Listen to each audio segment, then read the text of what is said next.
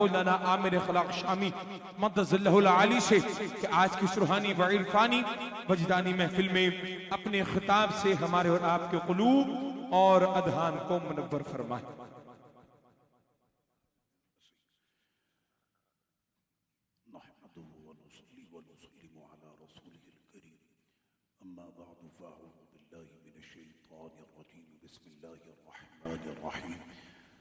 ظهر الفساد في البر والبحر بما كسبت أيدي الناس ليذيقهم بعض الذي عملوا لعلهم يرجعون صدق الله مولانا العظيم إن الله وملائكته يصلون على النبي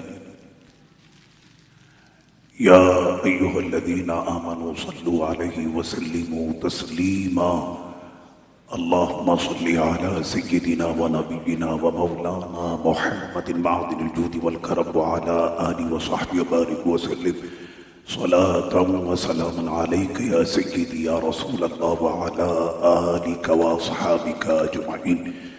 سرور کہوں کہ مالک و مولا کہوں تجھے، باغ خلیل کا گل زیبا کہوں تجھے، تیرے تو وصفائے بے تناہی سے ہیں بری، حیران ہوں میرے شاہ میں کیا کیا کہوں تجھے۔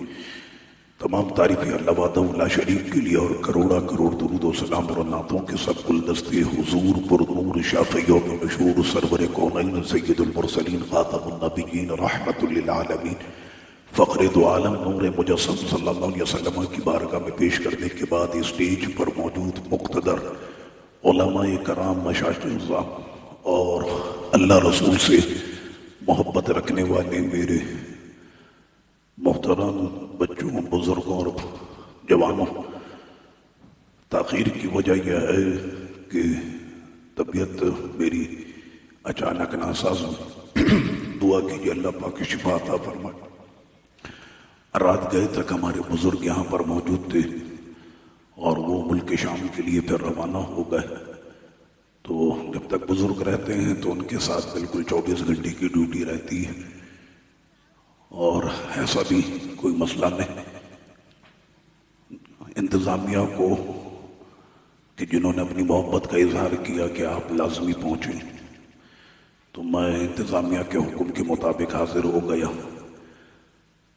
راستے میں جب میں آ رہا تھا تو جتنے بھی ہمارے شہر کراچی کے ریسٹورنٹ ہیں وہاں پر بیٹھنے کی جگہ نہیں، لیکن موضوع ہر جگہ پر ایک ہی چلنا ہوتا ہے کہ ملک کا دیوالیہ ہو گیا، ملک سے ڈالر شارٹیج ہو گئی، امپورٹ ایکسپورٹ پر بہت بڑا اثر پڑا، کاروبار تباہ ہو کر رہ گیا، اور ریسٹورنٹ سے نکلتے وقت وہ تقریباً کوئی 15 سے 20 ہزار کا بل دے کے جا رہا ہوتا، اور اس کے بعد بھی یہ کہتا ہے کہ ملک کے حالات بہت کشیدہ۔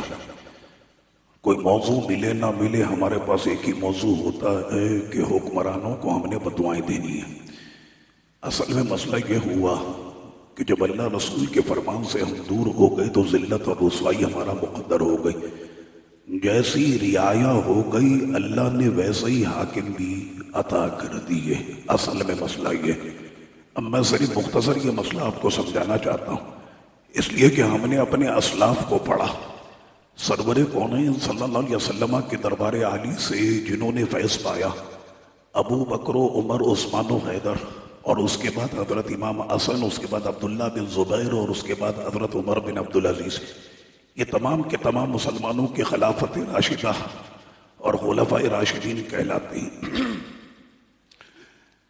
حضرت سیدنا عمر بن عبدالعزیز رضی اللہ عنہ کے پاس آپ کی بیٹی آئی۔ عام طور پر بیٹیاں باپ سے بڑی محبت کرتی ہیں اور باپ بھی بیٹیوں پر بڑی شفقت کرتا ہے، کیونکہ ان کو یہ پتا ہوتا ہے کہ میری یہ بچی چند دنوں کی میرے گھر میں مہمان، اس کے بعد اس کی رخصتی ہو جائے گی، نہ جانے یہ کون سے ملک میں جائے گی، اپنے شوہر کے ساتھ زندگی گزارے گی۔ تو وقت کے حاکم کے سامنے ان کی بیٹی آ کر رونے لگی۔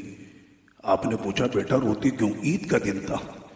کہنے لگی ابا حضور آج دیکھیں کہ عید کا دن ہے، تمام بچیوں نے نئے جوڑے پہنے، لیکن آپ کی بچی نے پرانا جوڑا پہنا جو جگہ جگہ سے پھٹا، وہ بھی خلیفہ وقت کی یہ بیٹی حضرت امیر المؤمنین عمر بن عبدالعزیز رضی اللہ عنہ، ان کے پاس اتنے پیسے ظاہری طور پر نہیں تھے کہ وہ اپنی بچی کے لیے ایک نیا جوڑا خرید سکتے۔ یہ وہ ہے جو آدھی دنیا پر حکومت کرتا تھا، میں کسی خواب کی بات نہیں کر رہا، یہ دنیا کی حقیقت میں آپ کو بتا رہا ہوں۔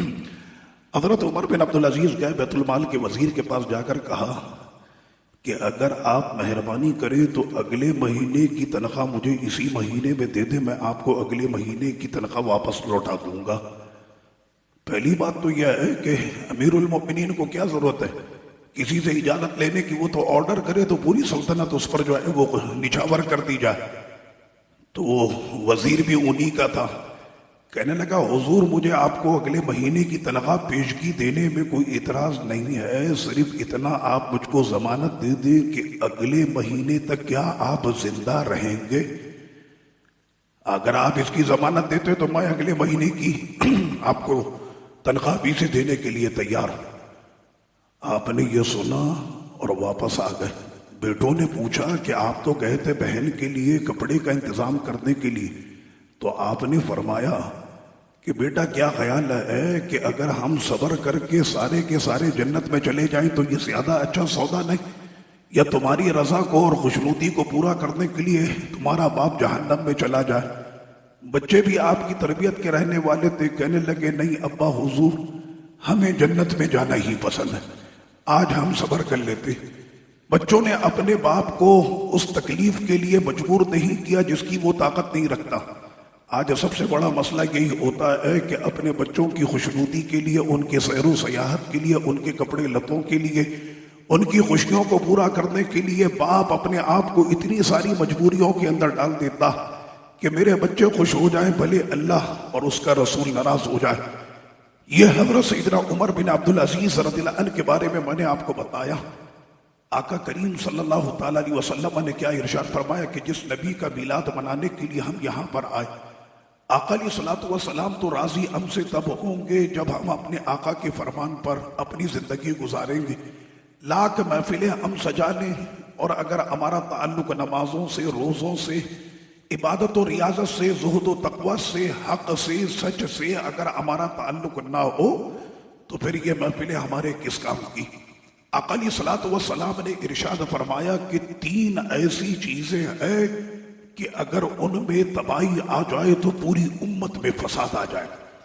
اگر تمہارا حاکم بگڑ گیا تو یہ بہت بڑی تباہی، اور حاکم کے بگڑنے سے رعایا بگڑ جاتی، رعایا بگڑ گئی تو پوری امت میں فساد پڑ گیا۔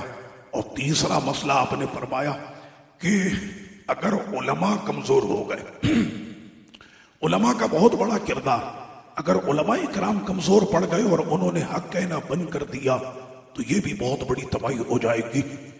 یہی وجہ تھی کہ جب تک حاکم مضبوط رہا تو اس کی رعایا بھی مضبوط رہی، علماء جب تک مضبوط رہے تو اس قوم کو بھی انہوں نے مضبوط رکھا۔ کون نہیں جانتا کہ جب سیدی فاروق اعظم رضی اللہ عنہ کے زمانے میں فارس فتح ہوا اور قیصروں کی کسرا کے جو وہاں کا بادشاہ تھا اس کا نام تھا کسرا کے محل کے خزانے جب فاروق اعظم رضی اللہ عنہ کے دربار میں پیش کیے گئے، راوی یہ کہتا ہے کہ خزانے جب سامنے لگانا شروع کیے تو خزانے ہیرے جواہرات کا پورا پہاڑ کھڑا ہو گیا۔ اتنا خزانہ کسرا کے دربار سے ملا کہ پوری ایک چوٹی سامنے ہیرے جواہرات کی انہوں نے ڈھیر لگا دی۔ آپ کو پتا کسرا جو تاج اپنے سر پر رکھتا تھا وہ ایک سونے کی زنجیر سے ایسے چھت کے ساتھ بندھا ہوتا، اتنا وزنی تاج تھا کہ وہ اسے اپنے سر پر نہیں رکھ پاتا تو اسے سونے کی زنجیر سے وہ لٹکائے رکھتا۔ جب وہ آ کر اپنی کرسی بادشاہ کی اس پر بیٹھتا تو اس تاج کو اپنے سر پہ ایسے صرف رکھ لیتا، لٹکا وہ زنجیر کے ساتھ، اور جب وہ اٹھ کر جاتا تو وہ تاج وہیں پر اس کا لٹکا رہتا جو کئی من ٹن کا جو ہے وہ سونے کا تاج تھا۔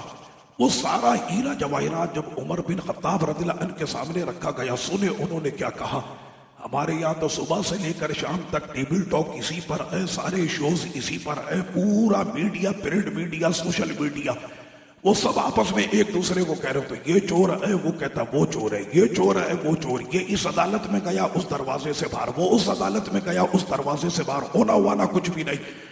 فاروق اعظم رضی اللہ عنہ نے بڑا تاریخی جملہ ارشاد فرمایا کہ اللہ کا کتنا شکر ہے کہ فارس کی زمین سے لے کر مدینہ منورہ تک اتنا ہیرا جواہرات میری قوم اٹھا کر لائی، قسم خدا کی اس میں ایک دینار بھی کسی نے کم نہیں کیا، ایک دینار بھی کسی نے کم نہیں کیا۔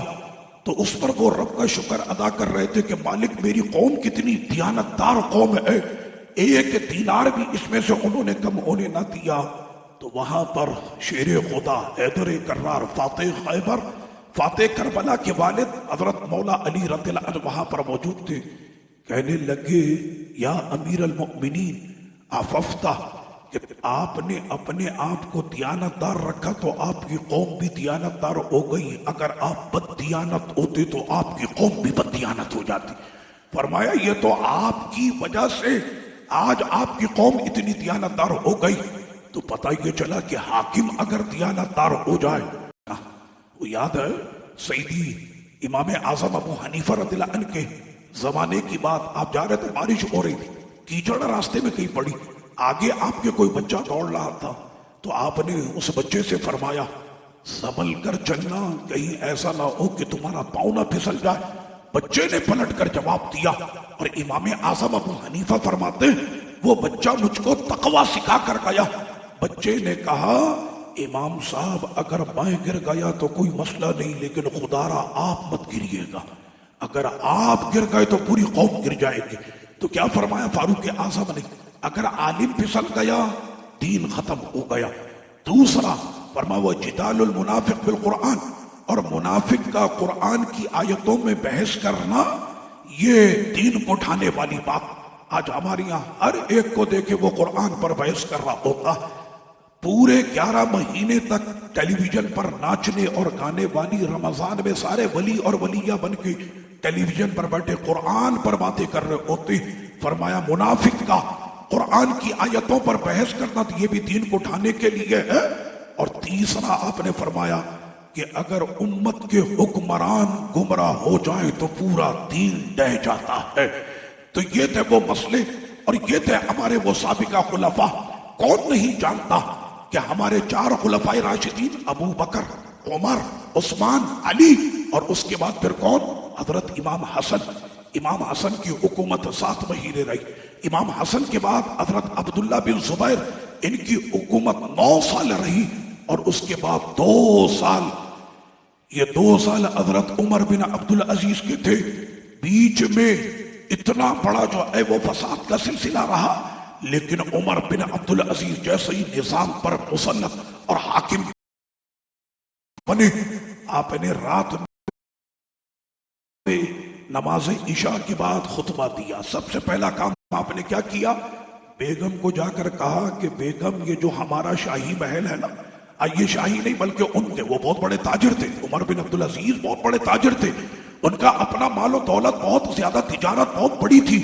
سب سے پہلے اپنی تجارت کو آپ نے جو ہے وہ خیر آباد کہا۔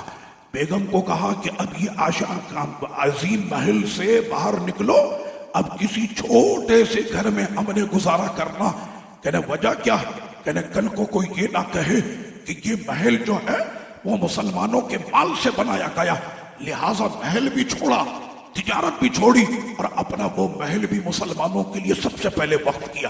آج جتنے بھی چیمپئن آتے الیکشن کے دنوں میں ووٹ مانگنے کے لیے، میں نے تو اپنے بچپن سے لے کر آج جو عمر 40-42 سال کی ہو گئی، میں نے تو آج تک کوئی لیڈر ایسا نہیں دیکھا کہ جس نے آ کر یہ کہا کہ یہ جو میرا عالیشان اسلام آباد کا بنگلہ ہے، میں نے یہ بنگلہ قوم کے لیے وقف کر دیا۔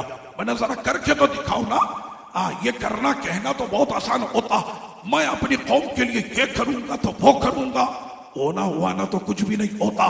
عمر بن عبدالعزیز نے سب سے پہلے اپنا محل وہ قوم کے لیے وقف کیا، اپنی ساری تجارت قوم کے لیے وقف کی، اور اس کے بعد جب مسجد میں آ کر آپ نے خطبہ دیا کہ جتنے بھی فراڈی لوگ ہیں جنہوں نے بھی ملک کا مال غصب کیا ہوا ہے، رات گئے تک وہ تمام کے تمام وہ لوٹی ہوئی رقم نکال کر سامنے رکھ دیں۔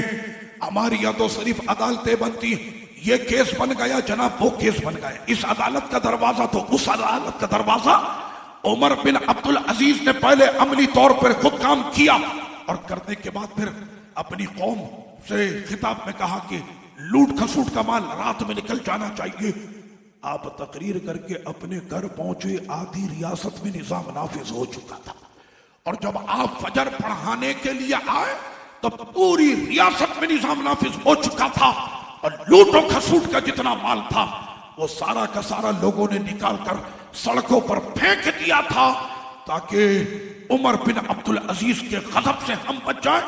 وہ عمر بن عبدالعزیز کہ جس کے زمانے 2 سال کے اندر لوگ نکلے مال لے کر، ہے کوئی مستحق مال کا، ہے کوئی مستحق صدقات کا، ہے کوئی مستحق زکات کا۔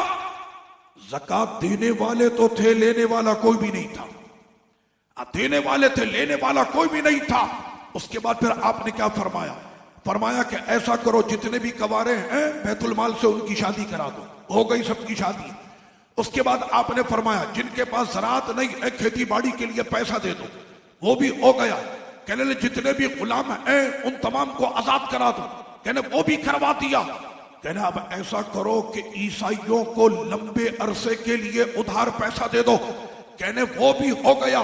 لیکن کیا کرے امیر المومنین، اس کے باوجود بھی بیت المال کے اندر مال ویسے ہی محفوظ پڑا ہوا۔ آپ جانتے ہیں کیا فرمایا؟ فرمایا ایسا کرو کہ پرندوں کے لیے دانا خریدو، اور وہ دانا خریدنے کے بعد پہاڑ کی چوٹیوں کے اوپر ان تاروں کے ڈھیر لگا دو، کہیں کل کوئی یہ نہ کہے کہ عمر بن عبدالعزیز کے زمانے میں کوئی پرندہ بھی بھوکا رہ گیا تھا۔ ہم تو چاہتے کہ ہمارا پرندہ بھی بھوکا نہ رہے۔ اگر ہمارا پرندہ پرواز کر کے کسی دوسرے علاقے میں جائے تو ان کو بھی پتا چل جائے کہ مسلمانوں کی عوام تو عوام، ان کے پرندے بھی بھوکے نہیں رہتے۔ یہ زمانہ تھا عمر بن عبدالعزیز رضی اللہ عنہ کا۔ لیکن جانتے ہیں مسئلہ کیا؟ لیجئے جناب، مسئلے کا حل دیا حجاج بن یوسف نے۔ حجاج بن یوسف کا نام تو آپ نے سنا ہوگا، حجاج بن یوسف الثقفی۔ کہتے ہیں بہت ظالم بادشاہ تھا، اس نے تقریباً کوئی 20 سال عراق پر حکومت کی ہے۔ کھوپڑیوں کا، انسانی کھوپڑیوں کا اس نے پورا مینارہ کھڑا کیا، اور ہمیشہ اپنی تقریر میں فصاحت اور بلاغت کا بڑا بادشاہ تھا۔ وہ عربی فصاحت ایسی بولتا تھا کہ سننے والے اس زمانے کے وہ دیکھتے ہی رہ جاتے تھے، کیا فصاحت اور بلاغت حجاج بن یوسف کی ہوتی۔ کہنے لگا کہ میں دیکھ رہا ہوں بہت سارے سر پک گئے، سمجھے آپ بات کو، بہت سارے سر پک گئے، ان کی کٹائی کی باری آ گئی۔ ایک ایک وقت میں سینکڑوں کی گردنیں اڑا دیا کرتا۔ ایک کام اس نے اچھا کیا، حجاج بن یوسف، ظلم تو اس نے بہت کیا، ایک کام اچھا کیا۔ یہ آج جو آپ قرآن مجید پڑھتے ہیں نا، کبھی کبھی سویم چیلم میں ہم لوگ پڑھ لیتے، سالانہ برسی میں کبھی پڑھ لیتے، یا رمضان شریف میں کبھی ہمیں توفیق مل جاتی ہے تو ہم پڑھ لیتے۔ یہ وہ قرآن ہے جو رب نے اتارا تھا ہماری ہدایت کے لیے۔ ہم نے فزکس پڑھی، کیمسٹری پڑھی، بایولوجی پڑھی، سائنس پڑھی، میتھمیٹکس پڑھی، بیٹر انگلش پڑھی، یہ سب کچھ تو ہم نے پڑھ لیا۔ اب مسلمان کے بچے نہیں پڑھا تو ہم نے قرآن نہیں پڑھا۔ اور آج سب سے بڑا مسئلہ یہ ہوا کہ ایجوکیشن کے نام پر اسکول والے جو بزنس ہمارے یہاں چل رہا، آپ کا بچہ 25,000 والے میں، آپ کا، ارے ہم تو 35 والے میں پڑھا رہے ہیں۔ یہ صرف ایک دکھاوے کے لیے رہ گیا۔ ایجوکیشن تو مجھے بھی پتا ہے کیونکہ میرا بھی تعلق ایجوکیشن سے رہتا۔ الحمدللہ شہر کراچی سے لے کر ملک شام تک ہمارے بچے پڑھنے کے لیے جاتے۔ ایجوکیشن کا اتنا نظام تو میں بھی سمجھتا ہوں، اور آپ بھی سمجھدار ہیں تو سمجھتے ہوں گے۔ اب تو حال یہ ہو گیا کہ 2 سال کا بچہ بھی اسکول جا رہا، ابھی اس کو ابا بھی بولنا نہیں آیا، اماں بھی بولنا نہیں آیا، وہ بھی اسکول جا رہا۔ مجھے تو ڈر لگتا کہ کسی دن یہ اسکول والے یہ نہ بول دیں کہ جناب پیدا ہوتے ہی بچہ ہمارے حوالے کر دیں۔ مجھے ابھی کسی نے بتایا، یقین کریں کسی نے بتایا، کہنے نہیں پیدائشی بچوں کا بھی اسکول ہے۔ ارے میں نے وہ کہا وہاں پہ کیا سکھا رہے ہیں؟ وہ جو بچے کہ جن کا نام میں ذکر کر رہا، جنہوں نے اپنی سلطنت کے اندر ایک جو ہے کوہرام برپا کیا، جن کے نام سے کفر کے ایوانوں میں لرزے طاری ہوئے، وہ سارے کے سارے بچے انہوں نے یہ تربیت کسی اسکول میں نہیں، اپنی ماں کی گود میں پائی تھی۔ ان کی مائیں بھی تو پھر ویسی ہوتی نا۔ وہ بچے سے جب پوچھا کہ پڑھو بسم اللہ، تو 17 پارے زبانی اس بچے نے سنائے۔ کہنے تم نے کہاں پر یاد کیے؟ کہنے میری ماں، میں جب شکم میں تھا ماں نے اتنے ہی پارے پڑھے تھے، میں نے اپنی ماں کے پیٹ میں یاد کر لی۔ وہ شیخ عبد القادر جیلانی ہے، پوچھو نا گنج شکر سے کہ یہ گنجے شکر بنے کیسے؟ کہنے نماز پڑھتا ماں شکر رکھ دیتی تھی مصلے کے نیچے. ایک دن پوری ٹیم کو لے کر میں آ گیا, نماز پڑھتے ہیں شکر ملتی ہے. اماں نے کہا وہ ایک کے نیچے شکر. مصلہ جب انہوں نے اپنی نماز کے بعد پھیرا, وہ ماں بھی تو پھر کیسی ماں, دوسرے کمرے میں اس نے ہاتھ اٹھا دیے, مالک اپنے اس بندی کی لاج رکھ لے.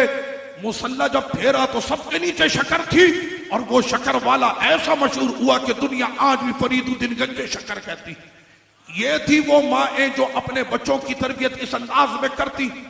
یہ صرف ہمارے یہاں ایجوکیشن کا یہ نظام بنا ہے, سمجھو 17 سال کی عمر میں میٹرک پاس کرے گا. میں نے کہا آ جاؤ 6 سال کا بچہ میں دکھاتا ہوں قرآن کا حافظ ہے. جب 6 سال میں 30 پارے حفظ کر سکتا ہے, تمہارا میٹرک تو اس کی 2 آیتوں کا مقابلہ بھی نہیں کر سکتا. ہاں تو جب وہ 6 سال میں میٹرک کر سکتا ہے تو 6 سال میں حافظ بن سکتا ہے تو میٹرک بھی کر سکتا. سمجھنے کی بات ہے. یہ جو ہم لوگوں نے اتنے لمبے نظام بنا دیے, ہمارے پاس ٹائم تو بڑا شارٹ ہوتا. 17 سال کا بچہ میٹرک پاس کیا, میرے سامنے کھڑا, اس سے میں پوچھتا ہوں بیٹا تم نے کیا پڑھا؟